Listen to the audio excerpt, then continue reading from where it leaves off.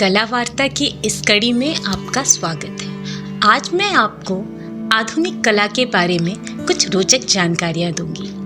आधुनिक कला या मॉडर्न आर्ट, ये नॉर्मल लोगों की जो सोच है, नॉर्मल लोग मीन्स जो आर्ट फील्ड से नहीं जुड़े हैं, उनकी जो सोच है वो कुछ इस तरह की है कि जो समझ ना आए that is modern art. But ऐसा नहीं है। मॉडर्न आर्ट या आधुनिक कला से तात्पर्य स्वतंत्रता प्राप्ति के बाद भारत में जो कला का उत्थान हुआ, कला में जो जागृति आई, उसे हम मॉडर्न आर्ट के रूप में जानते हैं, जिसके प्रणेता कलाकार अवनींद्रनाथ ठाकुर, यामिनी राय, अमृता शेरगिल या इस तरह के कई कलाकार रहे, जिन्होंने पूरी तरह से भारतीय जीवन पे, भारतीयता पे काम किया। और ये पहली बार नहीं हो रहा था, क्योंकि कला यात्रा को हम जब देखते हैं तो गुहा चित्रों से लेकर धीरे धीरे वो अपने स्वतंत्र अस्तित्व में, लिखित अस्तित्व में सामने आती है, और उसके बाद पोथी चित्रों से शैलियों तक पहुंचती है। शैलियों के बाद पाल शैली, पहाड़ी शैली, मुगल शैली, राजस्थानी शैली, कई शैलियां हैं जो भारतीय चित्रकला को एक मजबूत स्तंभ प्रदान करते हैं। और इसी श्रृंखला में पटना कलम या पटना शैली या लास्ट शैली है, जिसको हम शैली के नाम से जानते हैं। और उसके बाद जब अंग्रेज यहाँ कर रहे थे शासन, तो उसी दौरान भारत में कई जगह आर्ट स्कूल खोले गए, और उसके बाद जो चेंजेस आए, क्योंकि ये जो आर्ट स्कूल है ये पहले भी हुआ करते थे। हमारे कई ऐसे विश्वविद्यालय हैं जिसके बारे में सभी जानते हैं कि वो बहुत रिच थे। उन सारी जगहों पे कला की भी शिक्षा होती थी। इवन मौर्य काल में भी नालंदा विश्वविद्यालय, ये सारी चीज़ें व्यवस्थित रूप से चल रही थी। पर बहुत सारे चेंजेस आए।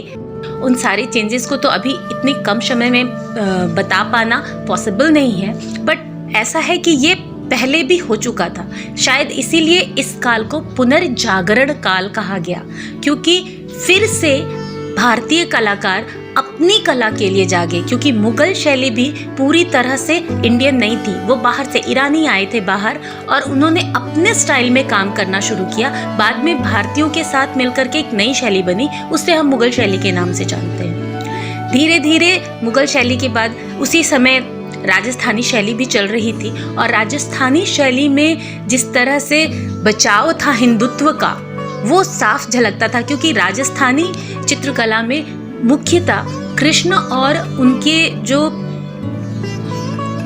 गोपियां हैं या इस तरह के वर्क ज़्यादा हुए। कुछ चित्र सामाजिक भी बने।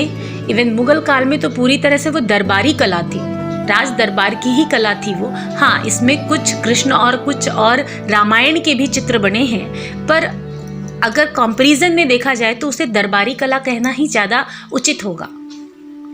इसी तरह से हर काल में हर शैली की अपनी एक विशेषता थी।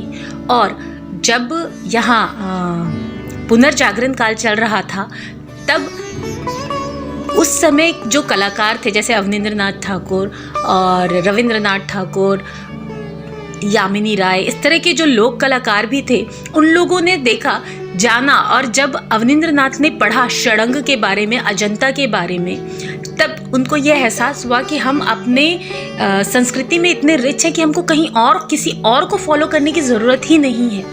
हमें अपनी मौलिक चीज़ों को अगर हम लेकर चलें तो वो ज़्यादा अच्छा होगा, और उस मौलिकता में हम ज़्यादा अच्छा कर पाएंगे। इसीलिए इस काल को पुनर्जागरण काल कहा गया, और कला अपने अस्तित्व में आ सकी मॉडर्न कला के नाम से या मॉडर्न आर्ट के नाम से। अगर आपको इस सब्जेक्ट में और कुछ जानकारी चाहिए तो आप हमें कमेंट के माध्यम से प्रश्न पूछ सकते हैं, हम उसका जवाब देंगे। हमारे चैनल को सब्सक्राइब करें, लाइक करें। Thank you.